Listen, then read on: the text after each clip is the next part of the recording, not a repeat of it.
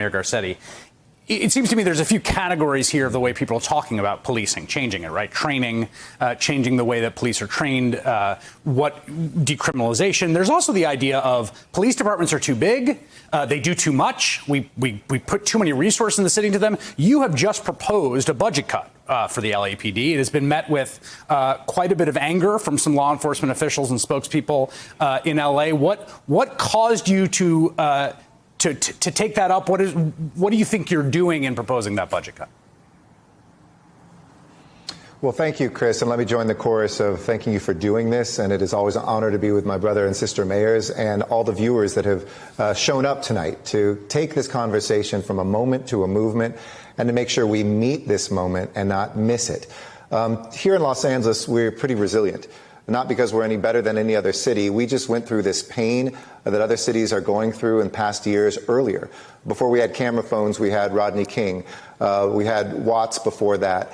We had a Rampart scandal and a consent decree, just as Mayor Cantrell has gone through. And those things made us better and stronger and fairer, even if we still have a while to climb up to the peak. Maybe we're midway up the mountain. For me, this isn't about punishment and just what we take things away from. We have thrown too many solutions on the shoulders of our police departments and our police officers. And yes, it is about accountable behavior. It's also about making sure we don't just hold bad behavior accountable, but lifting up good behavior.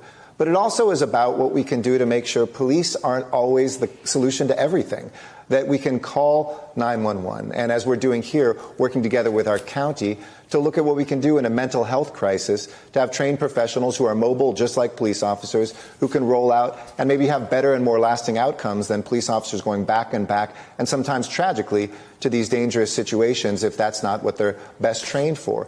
It's about gang intervention. We've cut gang crime in half in Los Angeles. Remember movies when most of us were growing up where it was Los Angeles was synonymous with gang culture? We've done that not by just strengthening and holding accountable a police department, but moving resources from policing to gang reduction and youth development. Former gang members, people with lived experience, who can be the peacemakers when things flare up more effectively than police officers in certain situations.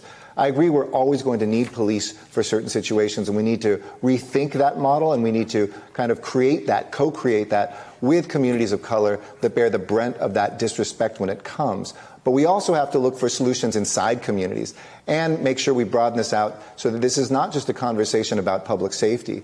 If we care about Black lives and the lives of the people that we represent, this has to be about wealth building and health building too, because we know even with the most accountable police departments in the country, reimagining some of those models, most Black people in America will have shorter lives or find death because of health and economic disparities. So these have to be braided in together if we are going to make sure this moment doesn't come and pass with just a few reforms, some pats on the back, and everybody says, back to business as usual.